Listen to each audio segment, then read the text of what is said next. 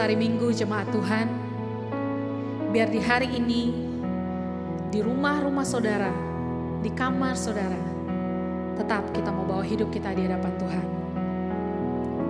Dan satu hal yang pasti, lebih dari segala-galanya apapun yang saudara butuhkan hari ini, kita semua butuh satu pribadi yang memberikan kekuatan, kemenangan, sukacita, damai sejahtera, yaitu Yesus Kristus Tuhan. Sama-sama nyanyikan pujian ini.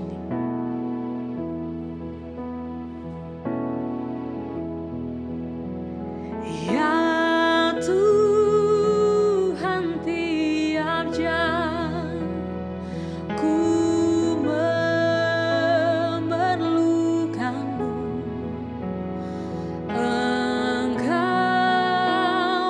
yang memberi sejahtera penuh. Setiap jam ya Tuhan, di Kau ku perlukan. Ku datang juru selamat, berkatilah.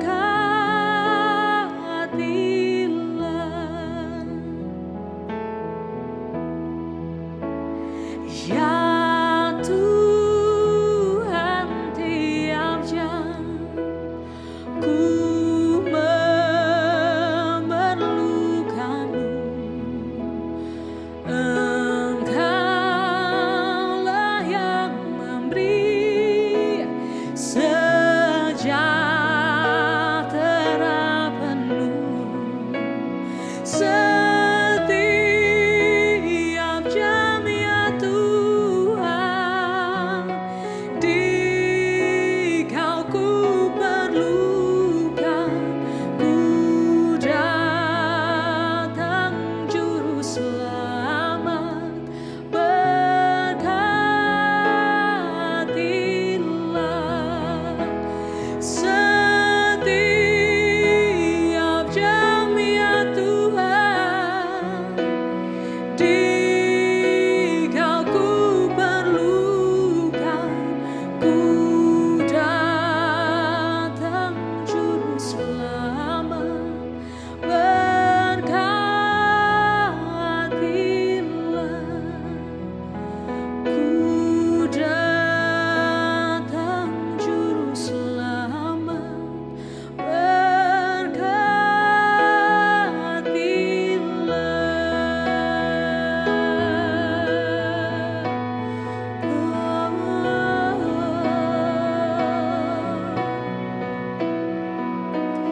kami datang ya Tuhan,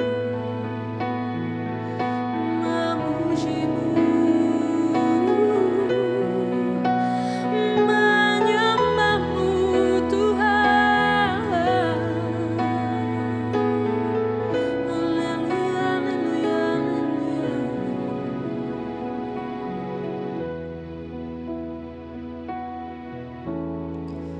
Lebih dari segalanya ya Tuhan, kami butuh Tuhan dalam hidup kami.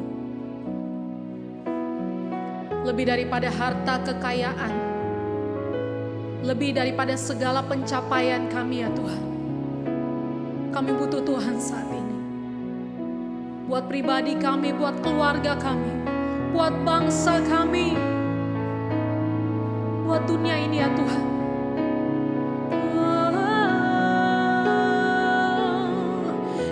Yesus, kami perlu Kau Tuhan.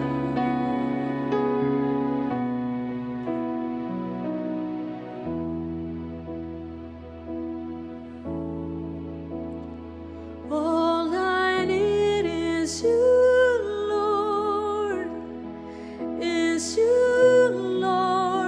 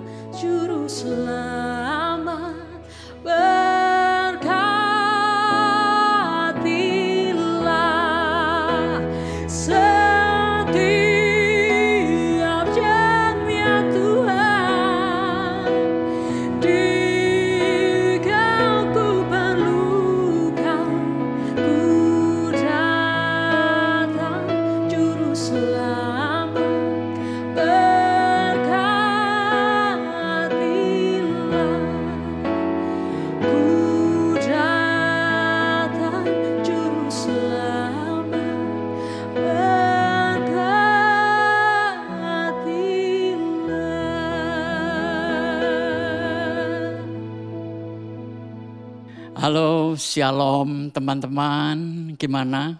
Selama tidak beribadah, saya harap semuanya sehat. Tapi saya berpikir begini ya, rupanya ada sesuatu yang harus kita maknain. Seremonial gereja sudah hampir tidak ada. Jadi Tuhan menghendaki kita memiliki hubungan pribadi yang lebih dekat. Karena kalau seremoni atau ibadah kolektif berjemaah itu memang menyenangkan. Tapi mungkin Tuhan menghendaki kita punya hubungan pribadi yang lebih erat. Itu aja yang dalam otak saya berpikir demikian. Nah, hari ini saya mau bertanya dulu. Iri hati itu boleh enggak? Saya pernah ngajarkan, dendam boleh enggak? Semua jemaat mengangkat tangan enggak boleh, saya bilang boleh. Tapi ada aturan mainnya. Dendam itu boleh menjadi motivasi untuk menjadikan hidupmu lebih hebat dari orang-orang yang pernah menghancurkan Anda.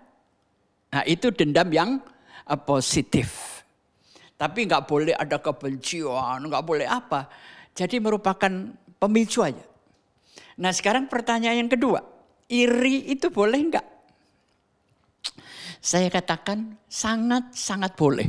Loh, Om Pengki gimana sih cara berpikirnya? Begini, setiap orang itu punya rasa iri. Nah iri ini gimana kita menyikapinya? Menjadi positif atau menjadi negatif? Setiap orang ingin lebih berharga, lebih berarti, lebih baik dan lebih sehat. Nah iri yang ada di dalam dirimu ini pemicunya apa? Orang lain atau dirimu sendiri? Loh, iri sama diri sendiri gimana sih Pak? Begini, saya pernah berpikir bagaimana kehidupan saya 30 tahun yang lalu dengan sekarang. Ya jelas, kalau saya lebih enak sekarang, lebih baik sekarang, lebih matang sekarang. Jadi jangan membandingkan diri dengan orang lain, tapi pecahkan rekormu sendiri. Nah, membandingkan inilah yang saya sebut proses komparasi. Ya, tolong diingat. Membandingkan ini merupakan satu proses komparasi. Jadi iri itu memberikan informasi. Ada sesuatu yang kita inginkan yang belum kita capai. Kalau sudah Anda capek, bakal lebih Anda iri enggak? Enggak. Jadi sekali lagi saya ulangi, iri itu memberikan informasi kepada pemiliknya bahwa ada sesuatu yang kita inginkan tapi belum tercapai. Nah, kalau kita iri karena dari dalam diri, itu hati-hati. Jadi iri itu merupakan sebuah keinginan untuk menjadi lebih baik atau sama. Tapi kalau iri itu bukan dari luar ke dalam, tapi dari dalam keluar, itu namanya dengki. Jadi dibedain loh ya.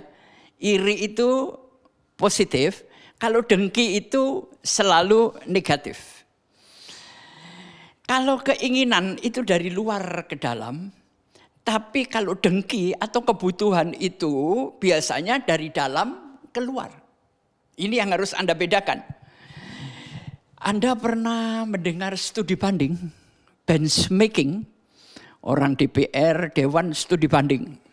Artinya mencoba membandingkan dengan negara lain. Itu yang disebut proses komparasi, membandingkan. Nah itu iri yang positif.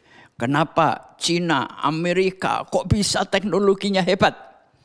Dan saya ingin katakan, iri itu menghasilkan sebuah energi. Itu menjadi positif, energinya menjadi positif kalau diarahkan dari luar ke dalam diri. Ya, Anda melihat, waduh dia lebih cantik. Dia lebih ini, lebih baik, lebih pintar, diarahkan ke dalam diri. Itu menjadi sebuah energi. Tapi kalau dengki, itu energi yang keluar dari dalam, kemudian keluar. Sasarannya adalah orang lain. Jadi iri itu positif, kemudian mengakui dan belajar pada orang yang Anda iri. Saya kasih contoh, Korea dan Jepang. Korea dulu dibanding Jepang apa sih? Tapi sekarang Anda lihat, Samsung melebihi Sony. Hyundai hampir menyamai Honda. Dan filmnya drakor BTS itu lebih hebat daripada drama Jepang loh. Ya, jadi Korea berhasil, irinya membuat negara ini maju. Jadi positif kan? Jadi iri itu bagaimana Anda menyikapinya, tujuannya, memperlakukannya. Sekarang cerita yang kedua. Saudara pernah mendengar ada menteri yang menangani kesepian? Masa ada, Pak? Ada. Jepang itu punya menteri kesepian. Percaya atau enggak? Saya lupa istilahnya ya. Banyak orang Jepang itu mati sendiri. Bahkan tetangga di apartemen enggak pernah tahu. Karena TV-nya itu menyala hampir 2 tahun. Orangnya tinggal sisa rambut. Itu uletnya kemana enggak tahu. Dan banyak kematian-kematian seperti itu. Makanya ada usaha yang menangani badan-badan ini, kematian ini. Dan ada menteri yang menangani kesepian. Dan kesepian sekarang ini menjadi global. Ya, apalagi dengan munculnya COVID. Orang kesepian, mati sendiri, dikubur sendiri, ya sudahlah. Keluarga mau nyambangin, takut. Karena di dalam COVID-19 kita harus menjaga jarak. Ada karantina, ada isolasi mandiri. Ini menambah orang menjadi kesepian. Sangat-sangat sepi. Kita sudah hampir 10 hari ya. Ada PPKM.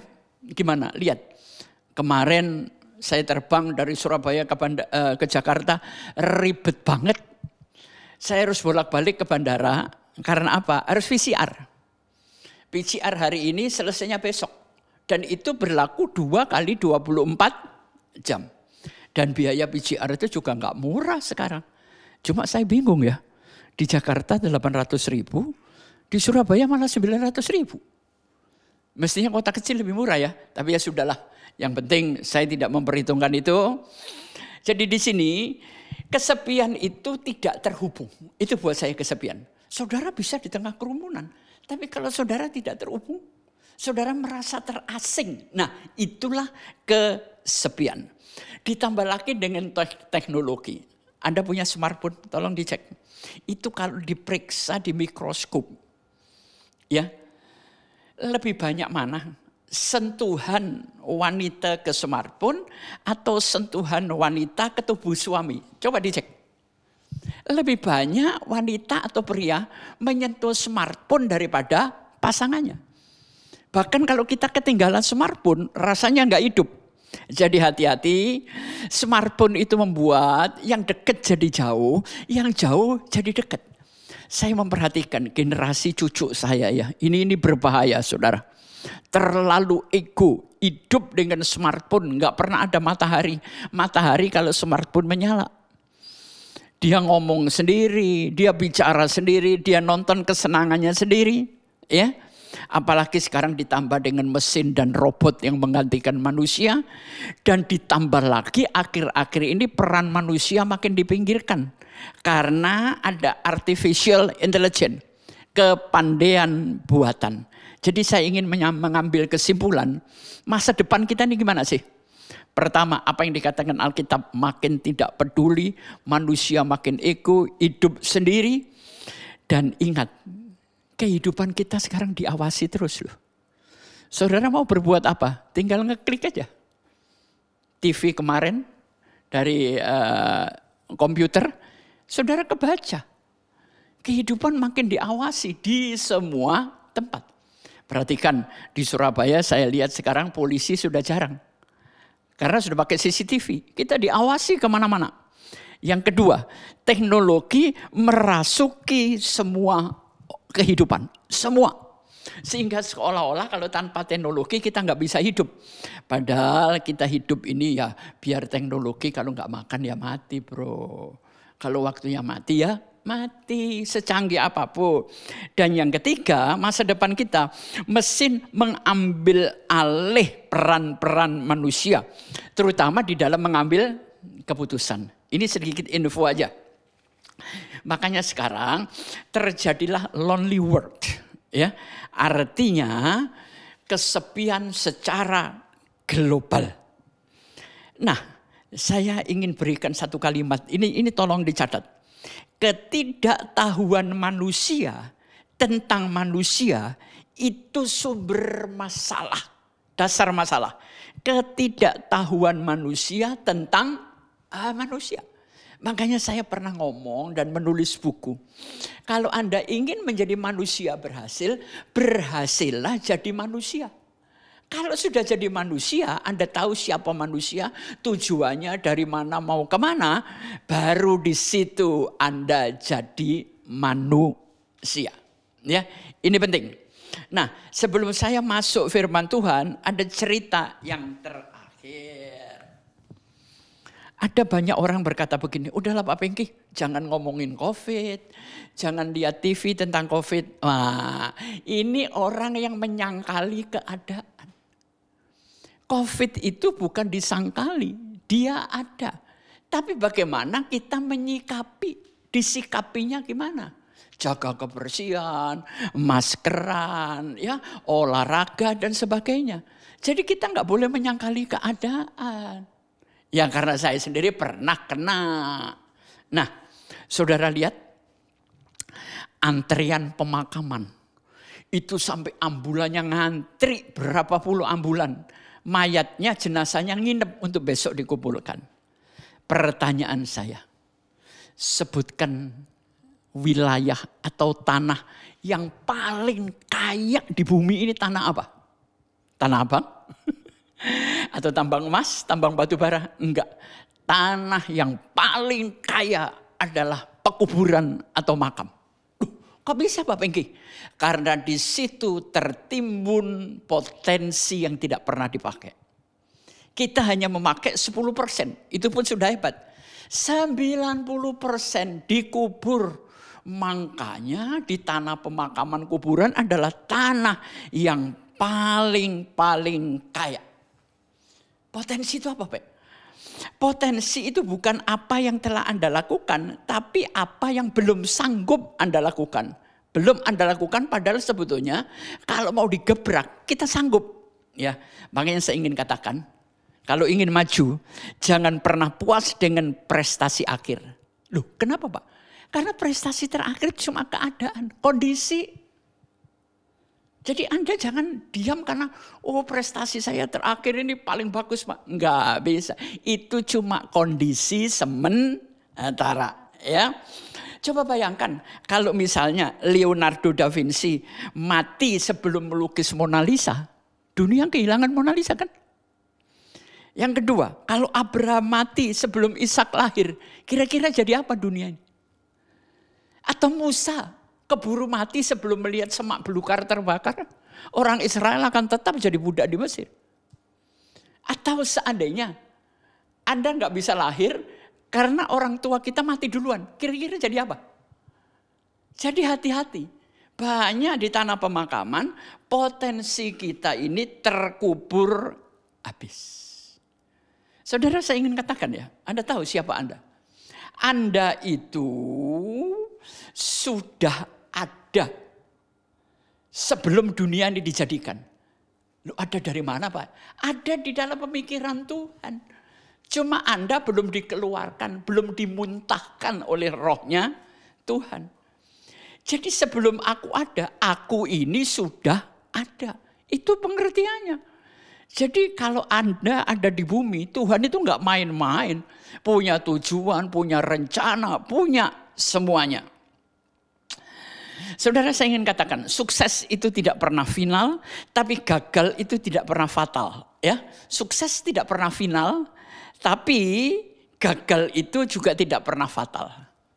Kalau kita baca firman Tuhan ada banyak janji Tuhan di situ.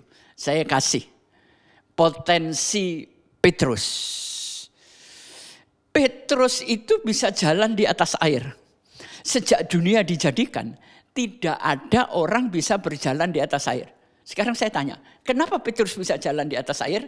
Karena menerima tantangan. Dia ditantang oleh Tuhan Yesus, pencipta dia. Sekarang mari, Petrus datang. Jadi potensi itu akan keluar kalau ada tantangan.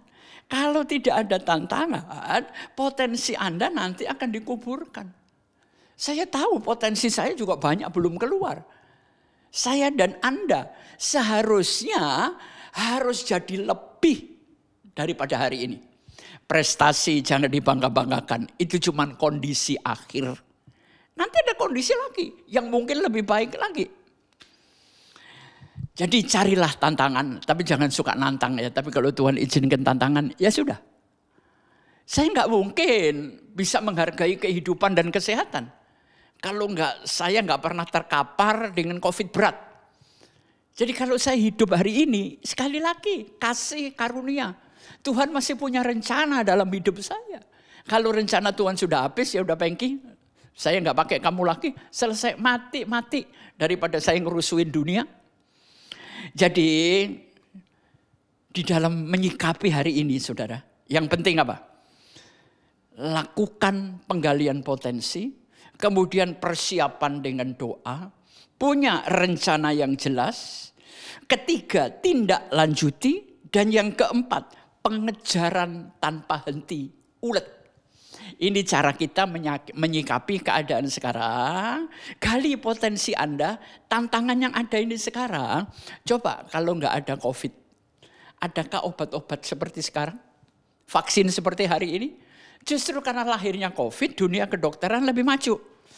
Jadi persiapan yang penuh doa, rencana yang jelas, tindak lanjuti yang positif, dan pengejaran yang tiada henti atau ulet, tangguh, agility. Baik, teman-teman yang saya kasih di dalam Tuhan, hari ini kita akan membahas satu tema, daun. Hah? Temanya kok daun Pak? Nah, baik. Alkitabiah, sangat Alkitabiah. Kalau minggu depan saya akan menyampaikan satu tema, yaitu Ugahari. Pernah dengar nggak teman-teman? Apa artinya Ugahari? Ugahari itu sebetulnya artinya sederhana. Tapi saya ingin membawa Ugahari ini menjadi terjemahan yang lebih meluas. Bagaimana kita tetap bisa cukup, merasa cukup di tengah keadaan yang tidak cukup. Caranya gimana? Kenapa dari cukup menjadi tidak cukup? Kenapa orang yang tidak cukup menjadi cukup? Ada caranya, ada sistemnya. Ini untuk minggu depan. Jadi tonton, kalau minggu ini, minggu nanti, depan ini, jam 9 saya muncul dengan tema daun. Tapi minggu depan lagi saya muncul dengan tema Ugahari. Setiap minggu jam 9. Baik, saya akan mencoba membacakan kisah tentang daun. Ada beberapa ayat, ternyata daun itu punya peran yang luar biasa. Nah, saya kasih contoh dulu. Kejadian 3 ayat 7 sampai 11 dan kemudian loncat ayat 21. Kejadian 3. Maka terbukalah mata mereka berdua dan mereka tahu bahwa mereka telanjang. Lalu mereka menyemat daun. Nah, ini pertama kali kata daun saya temukan, pohon ara, dan membuat cawat. Ketika mereka mendengar bunyi langkah suara Tuhan dan berjalan-jalan dalam taman pada waktu hari sejuk, bukan panas loh ya, sejuk agak dingin, bersembunyilah manusia dan istrinya itu terhadap Tuhan Allah di antara pohon-pohon di dalam taman. Berarti bersembunyi di balik dedaunan. Ayat yang ke-9, tetapi Tuhan memanggil manusia itu dan berfirman kepadanya, di manakah engkau? Ia menjawab, ketika aku mendengar engkau ada dalam taman ini, aku menjadi takut. Karena aku telanjang, sebab itu bersembunyi. Firman-Nya, ini pertanyaan yang akan kita kupas. Siapa yang memberitahu kepadamu bahwa engkau telanjang? Apakah engkau makan dari buah pohon yang kularang engkau makan? Manusia itu menjawab, Ya sudah, sampai di sini. Dan yang terakhir, ayat 20 dan 21. Manusia itu memberi nama Hawa kepada istrinya. Sebab dialah yang menjadi ibu semua yang hidup. 21. Dan Tuhan membuat pakaian dari kulit binatang untuk manusia dan untuk istrinya. Lalu ia mengenakannya kepada mereka. Amin. Ada pertanyaan dasar. Daun bergerak dulu baru ada angin, atau karena angin daun bergerak? Mana yang kamu pilih? Daun bergerak menimbulkan angin, atau karena ada angin duluan maka daun bergerak? Kalau menurut saya angin dulu. Angin itu ada di mana-mana. Angin terjadi karena perbedaan tekanan. Ya. Jadi perbedaan tekanan menyebabkan udara ini mengalir, aliran itu yang menggerakkan daun. Jadi saudara jangan jawab, daun dulu Pak, baru ada angin, nanti kelihatan dodolnya. Tapi baik, sekarang Anda sudah tahu. Saudara sering mendengar khotbah saya tentang Nabi Nuh menjelang waktu senja, ya. Pulanglah burung merpati itu dengan membawa daun sehelai daun zaitun. Nah, di sini bicara daun lagi. Nanti kita cari benang merahnya. Baru yang terakhir di dalam perjanjian baru. Waktu Yesus disambut, banyak orang membawa daun palem. Ya, palem itu harganya mahal loh. Dan berteriak, Hosana, Hosana. Padahal beberapa jam lagi salibkan dia. Makanya di dunia ini nggak ada sahabat abadi. Yang ada kepentingan abadi. Hari ini orang ngomong Anda Hosana. Tapi lusa salibkan Pengki. Makanya jangan percayakan hidup ini kepada orang lain.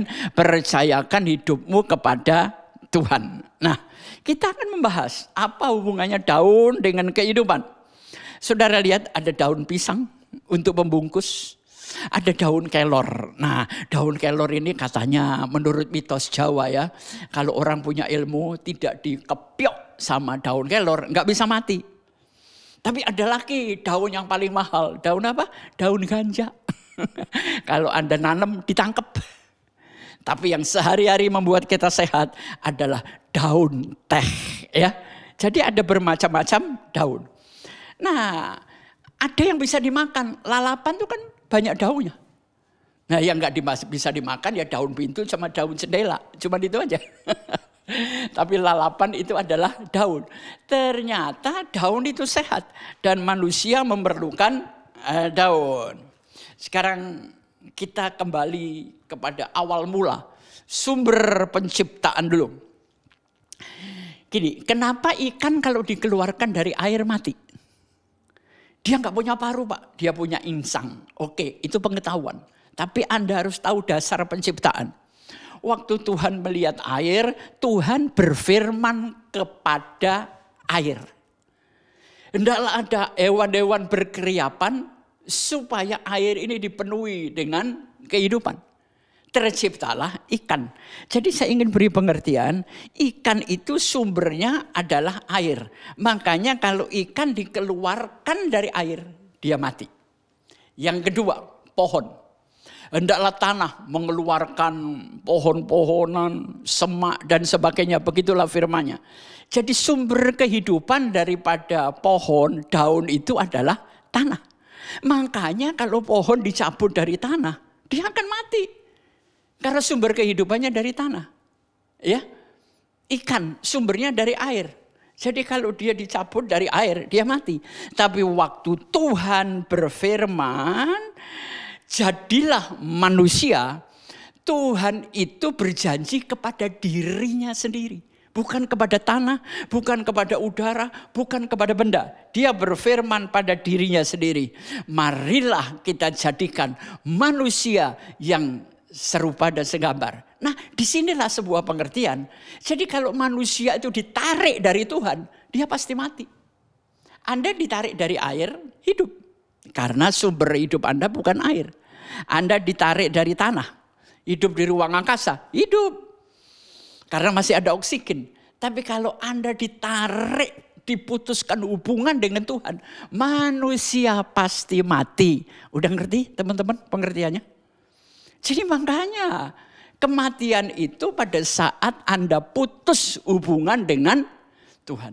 Nah kenapa sekarang kita harus ibadah di rumah? Ini bagus saudara, bagus ya. Karena manusia ini walaupun dicabut dari kebaktian, dia nggak mati. Tapi kalau Anda dicabut dari Tuhan, Anda mati.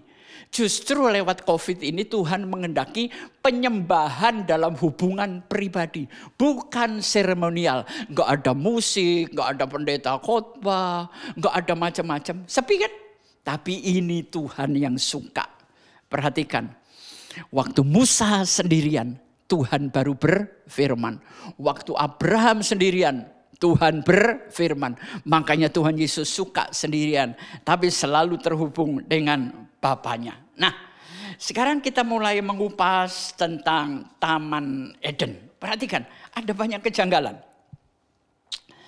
Saudara, kemudian ditempatkannya manusia yang dibentuknya, diletakkannya di taman. Berarti taman itu sudah ada. Enggak tahu manusia diciptakan di sebelah mana, pokoknya Tuhan yang menempatkan. Jadi Tuhan itu kalau Anda itu dikirim ke dunia, kehidupan Anda sudah dipersiapkan. Anda mau Taman Eden atau Taman Edan atau Taman Getsemani. Ya. Kalau Taman Eden itu Tuhan yang bikin, manusia yang merusak. Tapi kalau Taman Getsemani itu kan buatan manusia. Tapi karena ada Tuhan di dalamnya, maka taman itu punya kehidupan. Yesus ditangkap di sana. Ayat 7 berkata demikian. Maka terbukalah mata mereka berdua dan mereka tahu bahwa mereka telanjang. Lalu menyempatkan daun pohon ara dan membuat jawat. Maka terbukalah. Emang Adam dan Hawa itu dosa? Matanya buta. Orang Jawa bilang, emang matanya Adam bijak? Enggak. Dia bisa ngelihat kok. Semua pohon boleh kau makan. Dia tahu, dia melihat. Tapi kenapa sekarang terbuka? Artinya diklik sama Tuhan. Ya, saudara. Saya lagi mikir. Yang menamai Hawa itu Adam. Terus yang menamai Adam siapa? Saya cari sampai mumet, kok gak ada. Alkitab cuma mencatat manusia itu, manusia. Sedangkan Hawa, kenapa dinamai oleh Adam? Karena diambil dari manusia. Diambil dari mana? Tulang rusuk. Ya, jadi makanya perempuan jangan berlaku. Ibu yang cantik-cantik, asalnya Anda ini dari tulang, ya kan? Makanya jangan berlaku. Cuma masalahnya laki-laki juga gitu sih. Yang doyan tulang namanya apa, Bu? Maaf ya, itu kan anjing. Ya sudah. Jadi laki-laki itu kalau dengan permainan kata-kata, dia hewan. Tapi Anda itu tulang. Hewan itu punya roh enggak? Enggak punya. Hewan tidak punya roh. Mati ya sudah. Ya, cuma dia juga punya pikiran, punya perasaan juga. Jadi mata mereka ini terbuka dan mereka tahu bahwa mereka telanjang. Inilah yang dinamakan sebuah kesadaran. Dan pada saat mereka sadar mereka telanjang, disinilah panca indera mulai memimpin. Dengar saya ya. Waktu mereka sadar dia telanjang, siapa yang memberitahu? Yang memberitahu ya pelanggaran. Pelanggaran itu memberitahu kita, saudara. Dia mulai sadar dan mulai hari itu panca indera yang memimpin. Dulu sebelum mereka melanggar, roh yang memimpin. Makanya sekarang terjadi misalnya mari kita menyembah di dalam roh dan kebenaran. Karena selama ini panca indera kita yang memimpin di dalam penyembahan. Itu yang pertama.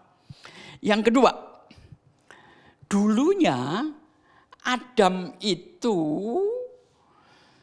selalu dari dalam keluar. Tapi setelah panca inderanya berfungsi, mulai memimpin, maka dia dipengaruhi dari luar ke dalam. Iblis itu sebetulnya nggak ada dalam pikiran Adam dan Hawa. Dia datang dari luar. Makanya sampai hari ini orang terlalu banyak memasukkan sesuatu dari luar ke dalam. Yesus berkata, bukan apa yang kamu makan, tapi apa yang keluar dari mulutmu. Yesus selalu berkata dari dalam keluar, bukan dari luar ke dalam. Saudara, waktu mereka melanggar, Allah datang dan menengok Adam. Dan dia bertanya, Adam, tapi di sini nggak ada kata Adam loh ya, karena kita terbiasa. Di sini Tuhan, siapakah yang memberitahu kepadamu bahwa engkau telanjang, engkau makan buah dari pohon yang kularang? Ya. Jadi di sini Tuhan memanggil yang namanya Adam itu tadi nggak punya nama, cuman manusia. Tapi di situ pertanyaan ini, kalau saya boleh pinjam pakai nama Adam ya. Adam di mana engkau? Emang Tuhan nggak tahu posisi Adam? Ya tahulah, dia maha kuasa kok. Tapi yang ditanya bukan di mana posisimu, di mana hatimu. Nah ini loh. Pengertian Adam di mana engkau. Saudara boleh ada di gereja, tapi hatimu di luar gereja. Saudara boleh beribadah, tapi ibadah belum selesai, Anda sudah mikirin yang makan ini, makan itu, ya, makan A dan B. Jadi hubungan Tuhan bukan karena posisi Anda pendeta dan Anda jemaat, tapi posisi hatimu ada di mana. Sekarang perhatikan. Waktu Tuhan Allah berjalan dalam taman, waktu hari sejuk. Tapi kenapa mereka kepanasan? Sejuk loh. Makanya saya ingin ingatkan ya, naik mobil itu jangan dingin. Dingin keluar panas, panas masuk dingin. Yang penting sejuk. Sejuk itu adalah sebuah keseimbangan. Hatinya teduh, hatinya sejuk. Tapi dia kayaknya kepanasan. Apa yang membuat kita belingsatan? Kesalahan kita. Kalau kita nggak salah, kita nggak belingsatan kok. Hati kita tetap sejuk, walaupun kita dituduh, walaupun kita dihukum, ya paling kesel aja. Dan di situ yang tadinya manusia akrab dengan Tuhan, sekarang mulai takut. Karena dia melihat Tuhan berbeda.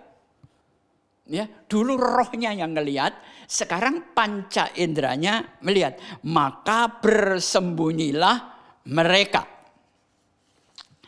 Nah, pada saat itu waktu dia sadar telanjang, dia mengambil daun pohon ara. Kenapa kok pohon ara yang diambil? Kenapa enggak pisang? Mungkin ya, mungkin ini teori kemungkinan pisang letaknya jauh. Yang ada di dekat adalah pohon ara. Dulu saya waktu belum teliti membaca Alkitab, saya pikir daun pohon ara untuk pakaian. Enggak, buat cawat. Kalau Anda ke pantai ya banyak ngelihat cawat lah. Bikini. Jadi pakaian pertama itu bikini. Nah sekarang saya bertanya, sorry ya maaf. Kenapa yang ditutupi kok kelaminnya? Kok enggak matanya?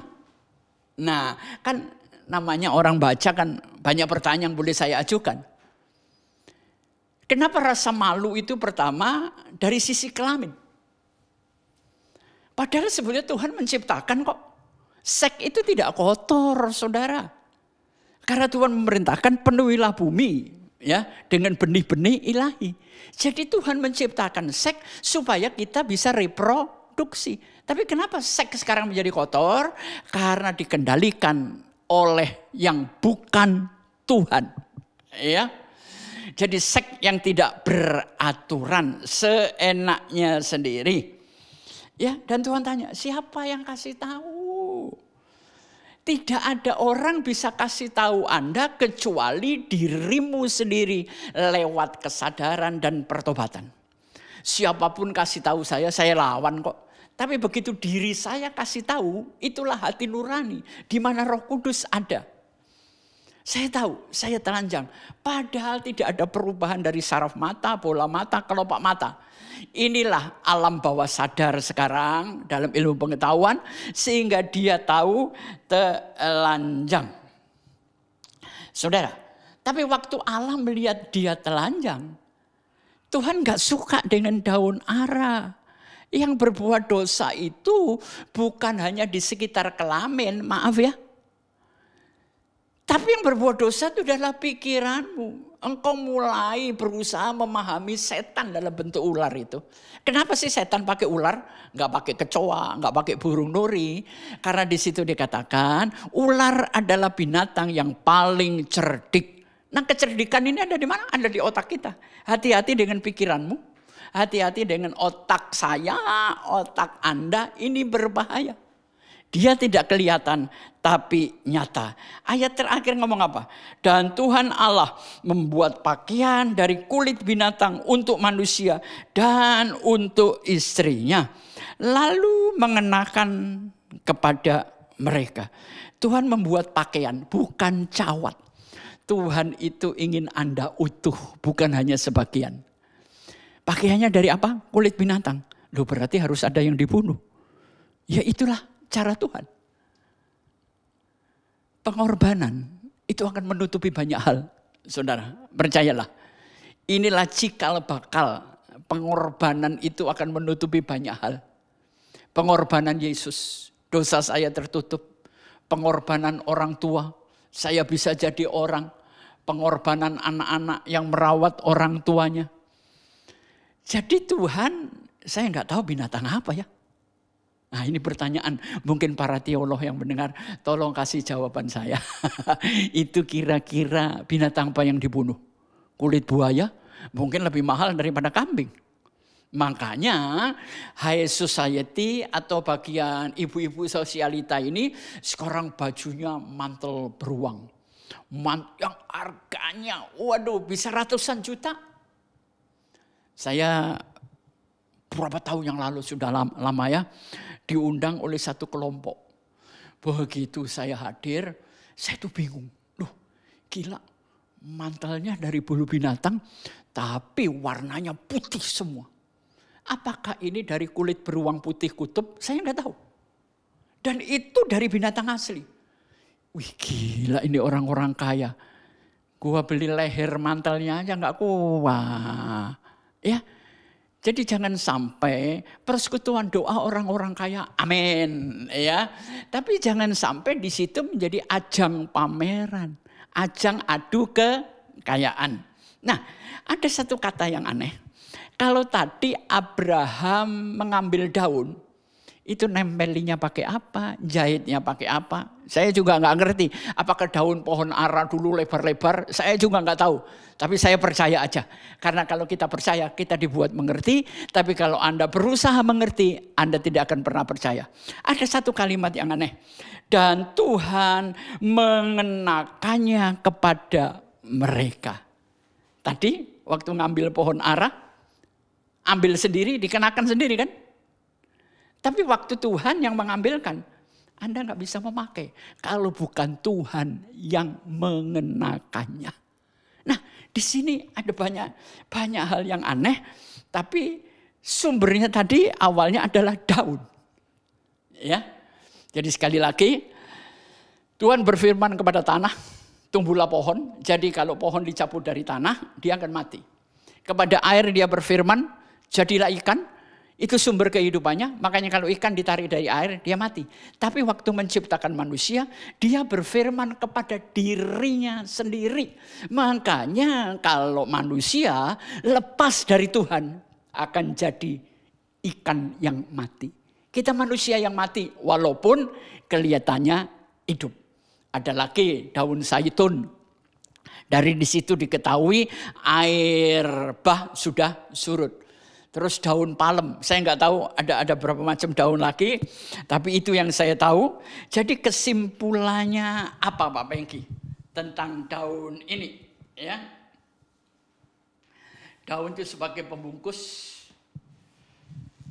Jadi daun pertama, daun itu sebagai penutup, pembungkus, tapi sementara. Karena apa? Nggak lama lagi dia kering karena tercabut dari pohonnya. Jadi usaha manusia. Yang kedua, daun ini menjadi cawat adalah usaha manusia. Usaha manusia yang tanpa mikir, spontanitas mungkin. Itu hanya berlaku sementara karena usahamu akan kering. Karena Tuhan berkata bukan karena usahamu tapi karena aku yang memberkati. Yang ketiga, kalau bicara tentang pakaian atau mode, ya. Jadi mode yang sesuai dengan kehendak Tuhan. Pakaian bukan cawat. Perlu pengorbanan. Pakaian adalah utuh. Bahkan sekarang pakaian merupakan identitas dari seseorang. Ya, yang keempat tadi pertanyaannya, kenapa dia cawat? Ya saya nggak tahu. Kenapa harus pohon ara? Mungkin karena pohon ara adalah tempat yang paling dekat untuk diraih. Jadi kelima, pelajaran dari daun. Daun itu bisa menutupi kita dari luar, tapi hakikat di dalam enggak bisa.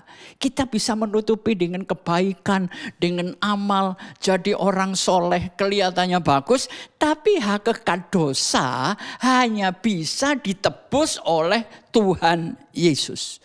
Dosa, ini penting, dosa tidak bisa ditutupi. Dengar baik-baik. Ditutupi dengan apapun tidak bisa. Dosa itu hanya bisa ditebus. Tidak bisa ditutupi oleh Anda beragama, oleh Anda bergereja, oleh amal baik, nyumbang sana sini. Agama tidak bisa menutupi dosa manusia. Tapi dosa hanya bisa ditutupi putih seperti salju, walaupun tadinya merah seperti kimisi, cuma penebusan dengan pengorbanan darah Yesus, ya. Jadi kesimpulannya apa? Daun itu hanya menutupi dalam kesementaraan, pembungkus sementara. Yang kedua, daun cawat tadi adalah usaha manusia tanpa mikir, ya. Dia nggak bisa kekal. Dan yang ketiga, daun ara itu tadi bukan kehendak Tuhan. Hati-hati. Berpakaianlah sesuai dengan kehendak Tuhan. Tuhan mengendaki pakaian, bukan cawat. Ya. Selanjutnya, pakaian hanya bisa menutupi sisi luar, tapi di dalamnya hakikat dia kita telanjang. Coba saudara buka baju, ngaca, Anda nggak suka kan lihat diri Anda dalam ketelanjangan? Di situ karena panca indera kita mulai tidak menyukai diri sendiri. Hidup yang dipimpin oleh panca indera itu berbahaya.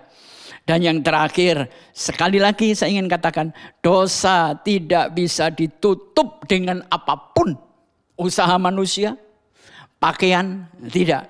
Tapi hanya dengan penebusan. Makanya mata itu harus jauh. Waktu saudara memegang benih, apa yang dilihat? Oh ini biji pepaya. Tidak, Anda sebetulnya sedang memegang pohon pepaya yang nantinya akan jadi hutan pepaya. Jadi kita harus punya mata yang terbuka. Daun itulah untuk menutupi mata yang terbuka sehingga luar tidak sama dengan dalam. Nah, sepertinya apa sih Pak Pengki? Supaya hidup ini tetap, dimana kadang-kadang jubah kita, jubah kasih. Tapi di dalamnya aslinya telanjang di dalam dosa. Nah sekarang saudara perhatikan.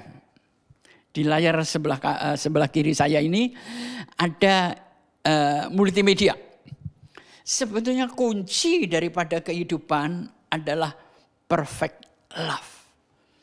Allah bukan memiliki kasih, tapi Allah itu adalah kasih. Perhatikan perbedaannya. Allah bukan memiliki kasih, tapi Allah adalah kasih. Ya, ini yang Anda harus tahu.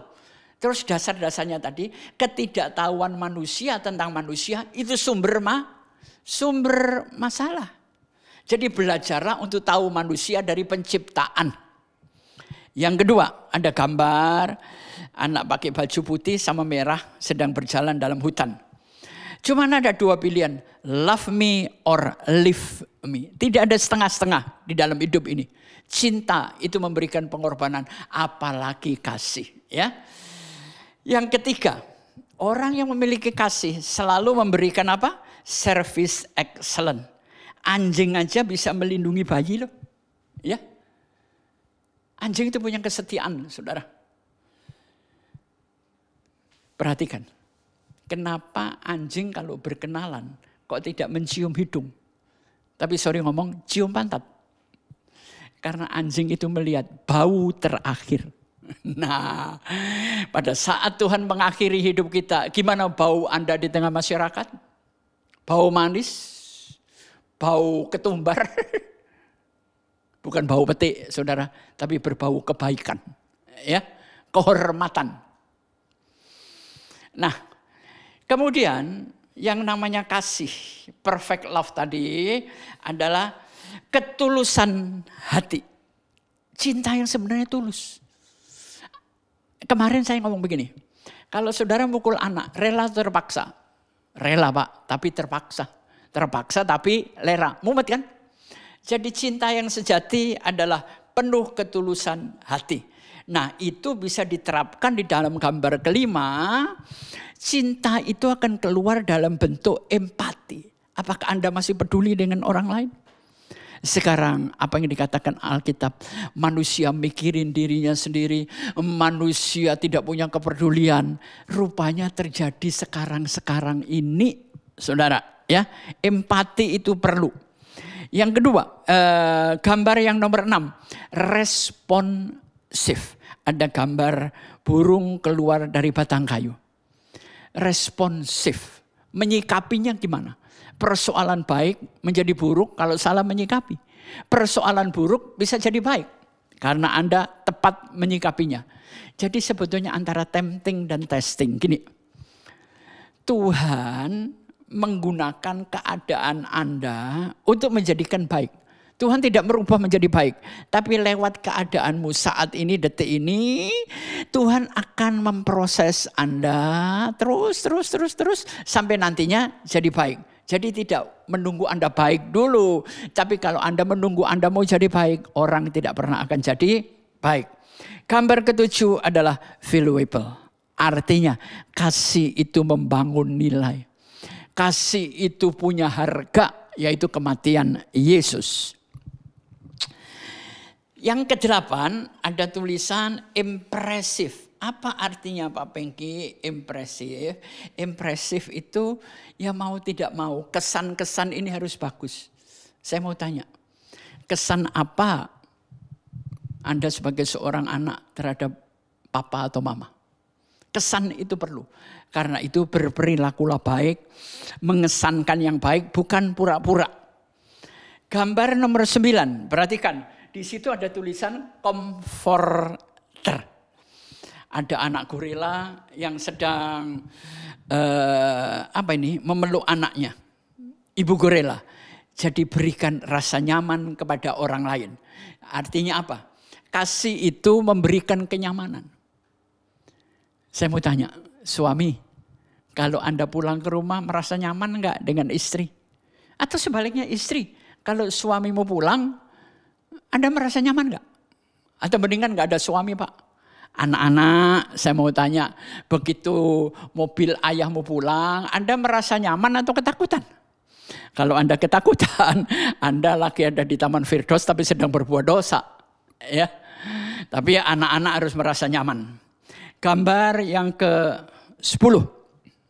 Ya. Perhatikan, ada tulisan, ada ikan lumba-lumba, exit expectation. Berbuatlah di luar harapan manusia.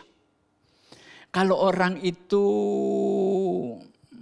memandang Anda dan Anda hanya bisa memberi 100.000, tahu-tahu Anda kasih 300.000, orang itu akan berpikir, saya nggak ngira loh dia bisa memberi begitu.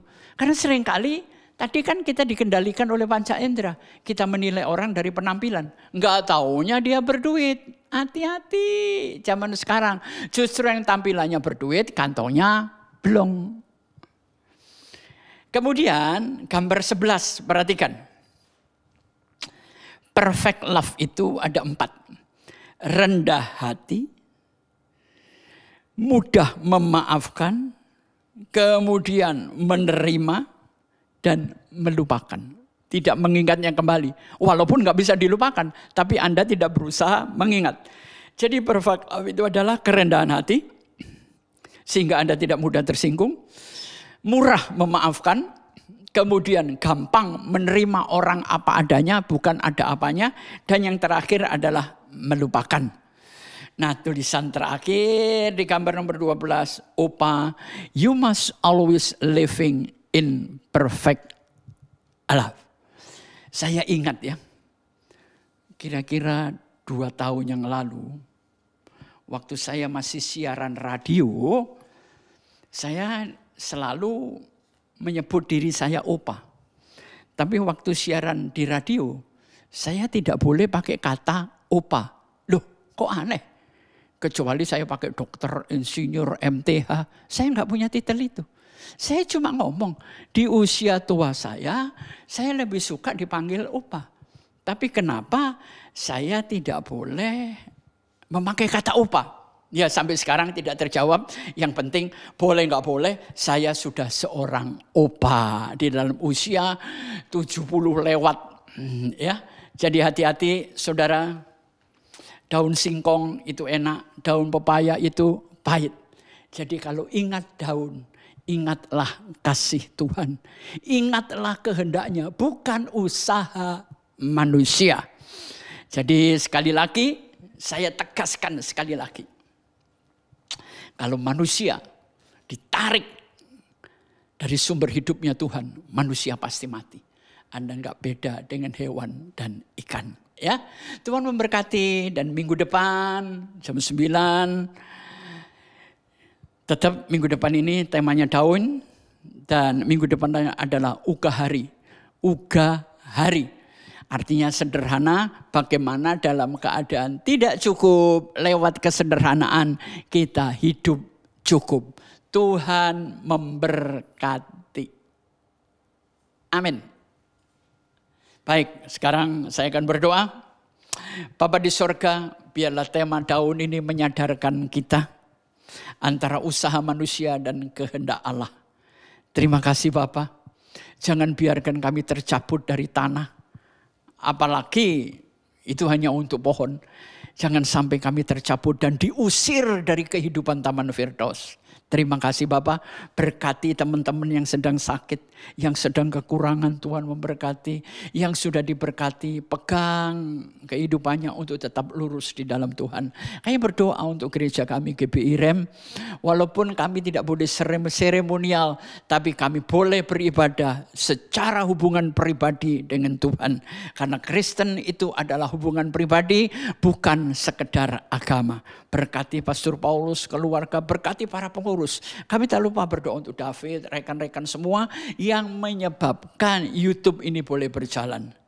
Pertemukan kami di waktu yang kau inginkan. Pemerintah Indonesia Tuhan juga memberkati. Bangsa ini Tuhan memberkati. Di dalam nama Bapa, Putra dan Roh Kudus. Di dalam nama Tuhan Yesus Kristus. Amin.